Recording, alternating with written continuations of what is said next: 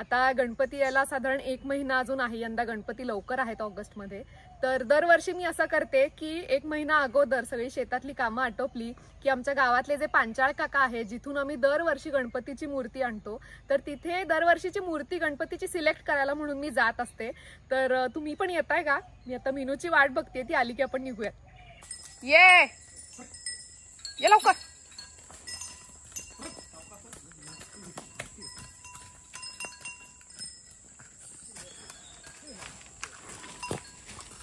नीट आईच्या पाठनं जा.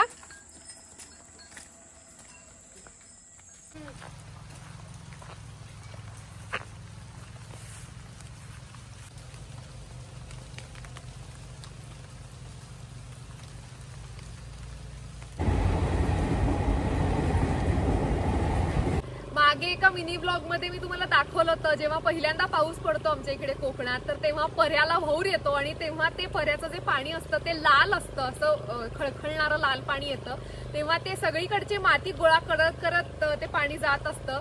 आणि आता काही काळ गेल्यानंतर आता तुम्ही बघत असाल की या पर्याला किती शांत आणि स्वच्छ पाणी येते.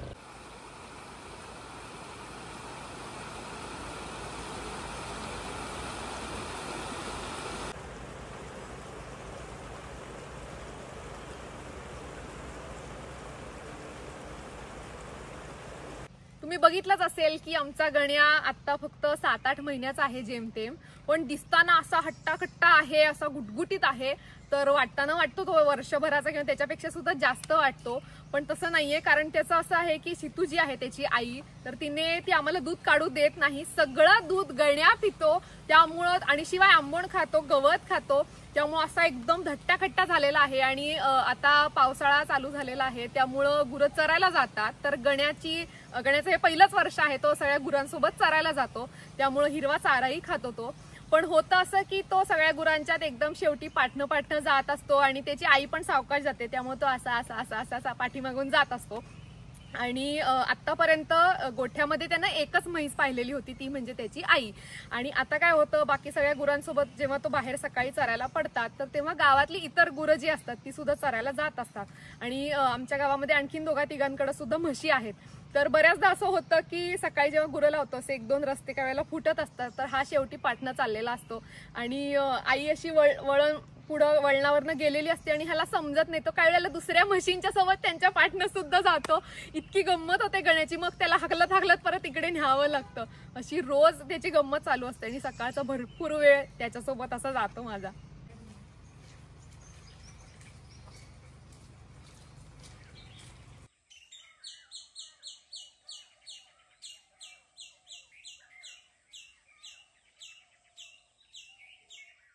आल्या आल्या गणपती बाप्पाच्या इतक्या मूर्ती बघितल्यानंतर मन प्रसन्न झालं.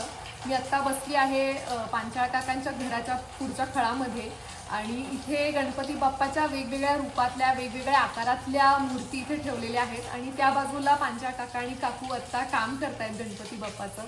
तर चला आपण त्यांना भेटूया.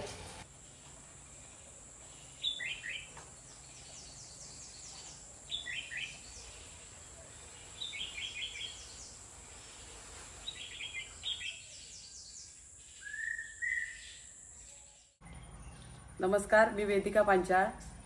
या कारखान्यामध्ये लग्न झाल्याच्या नंतर 2007 पासून मी काम करत आहे. तर माझे पती विजय पांचाळ आणि धाकटे सासरे हे माझे मार्गदर्शक आणि या कामातील गुरु. तर त्यांनी मला पहिलं मूर्तिकाम करायला कसं ते शिकवलं.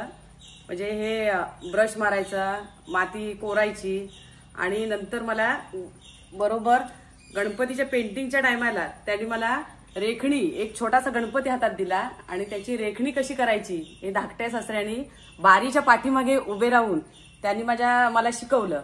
म्हणजे हातात ब्रश घेऊन शिकवलं नाही, तर पाठीमागे उभे राहून शिकवलं की तू कशी रेखणी करायची. मग त्यानुसार मी पहिला गणपती केला. पहिला गणपती चुकला माझा आणि असे 2-3 गणपती केले मी रेखणी करायला. नंतर मला थोडे गणपती रेखणी जमली नाही. नंतर मी 5 ते 6 गणपती झाल्यानंतर माझी रेखणी जमली आणि आता मी कारखान्यातील 300 गणपतींची रेखणी करते. 2 ते 2.25 फुटापर्यंत रेखणी करते. बाकीचे पती विजय पांचाळ हे रेखणी, शेडी आणि प्लस मूर्तिकाम हे या कारखान्यातील जे आकर्षक मूर्ती आहेत त्या सर्व ते स्वतःच्या हाताने सर्व घडवत असतात. आम्ही बाकीचे सर्व आमचे सहकारी जे 14-15 जण कामाला असतात ते सगळं हे काम मूर्ती फिनिशिंग, धोतरशेला हे सर्व करत असतात. आणि बाकीचे आम्ही हे 2 जण दसरा दिवाळीपासून आम्ही हे 2 जण वर्षभर काम करत असतो मूर्तिकाम.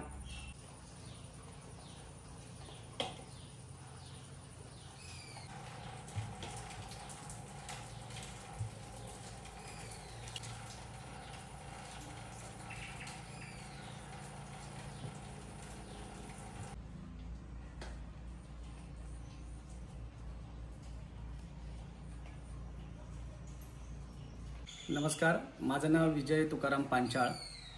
या कारखान्यामध्ये जवळजवळ 470 मूर्ती आमच्या हस्तकौशल्याच्या बनतात.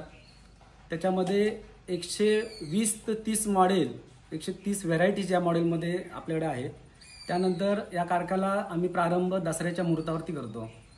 दसऱ्याच्या मुहूर्तापासून 3-4 महिन्यामध्ये जशा लोकांना आवडीच्या मूर्त्या पाहिजे असतात तशा आम्ही बनवत असतो.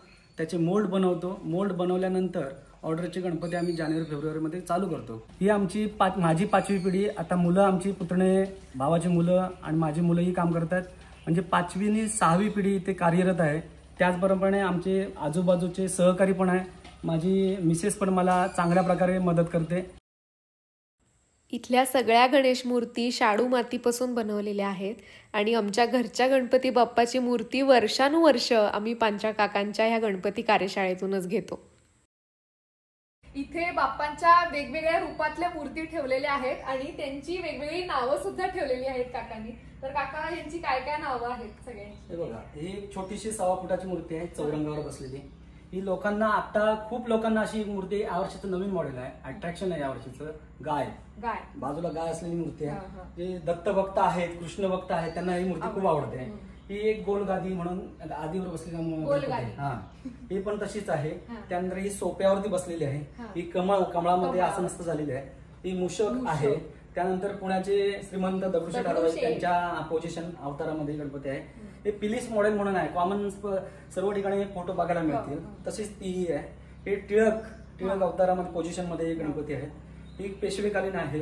आणि हे मुंबईचे प्रसिद्ध मूर्तिकार आमचे गुरुवर्य विशालदादा शिंदे त्यांच्या पोझिशन मध्ये आम्ही एक प्रयत्न केला, त्याच्यात एक मूर्ती आहे.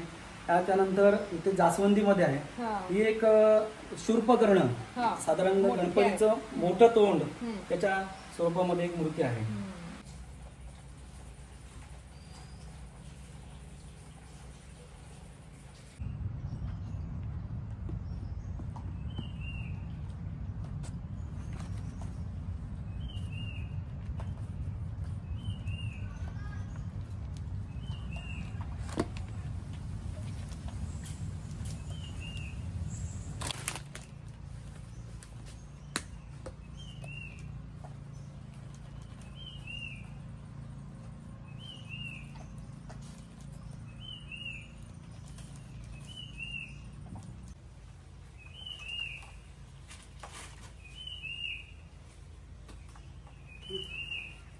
आम्ही आता मशीनवर माती मळतो. अच्छा, त्यामुळे माती एवढी मुलायम आहे. पुढे का हे बघ, हे किशी लावणार त्याला आता, म्हणजे मजबूतीसाठी. मजबूत होतं.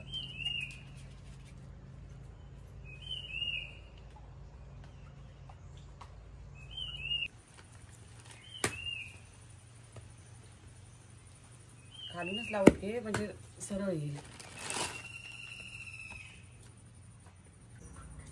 आणि सर्वात लास्टचं कव्हर आहे, शेवटचं पाठचं कव्हर आहे, ते आम्ही त्याच्यावरती ठेवतो. आता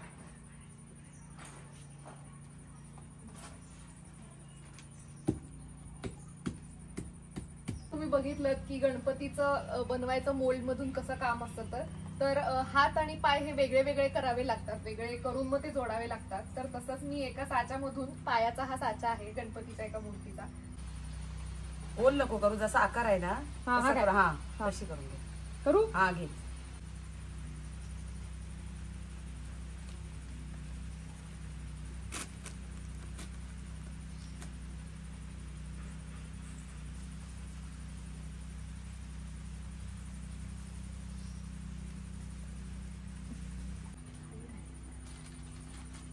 तो परत आता जॉईंट करताना घेणार ना माती लावून.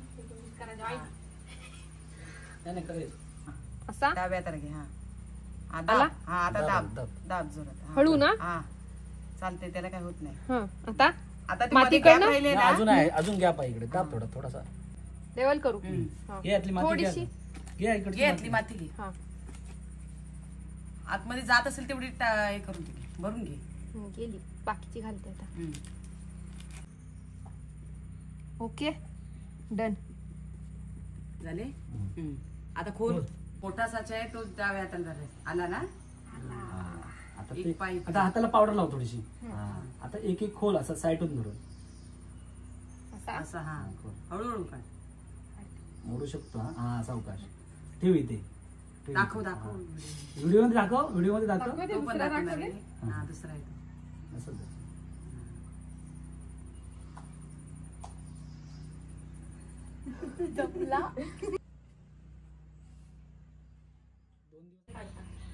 नाही, पहिला हा तयार करून घेतलाय ना, तो तसाच ठेवणार. नंतर तो दुसरा तयार करायला घेणार आणि तो दुसरा तयार झाला की त्याला खोलणार. हा म्हणजे नाहीतर ते पार्ट उपटून येतात ना.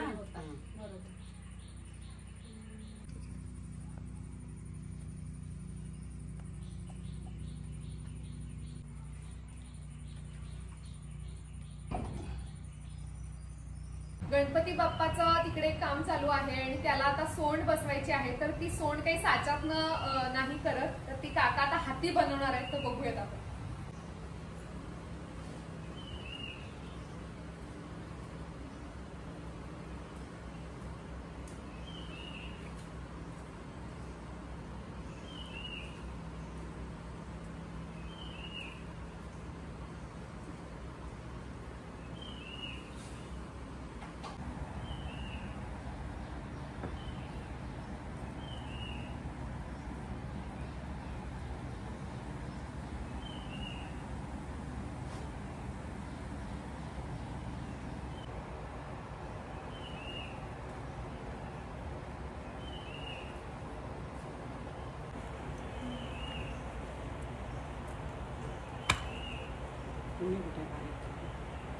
आणलेत ना.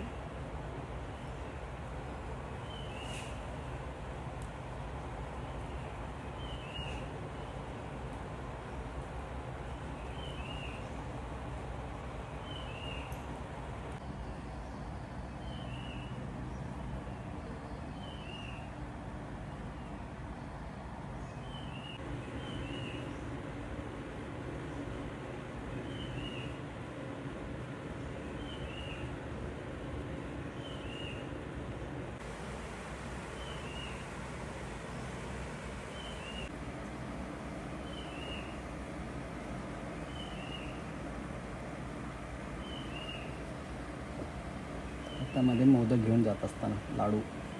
गणपती बाप्पाच्या खूप सुंदर मूर्ती तर आपण बघितल्या, पण बाप्पाचं वाहन खास आमच्याकडे स्वानंदी येणार म्हणून आमच्या मुलाने उंदीर मामा पेंटिंग करून ठेवलाय आणि तो आम्ही आता खास स्वानंदीला भेट म्हणून आमच्या कारखान्याकडून देणार आहोत. तर स्वानंदी कसलं गोड आहे.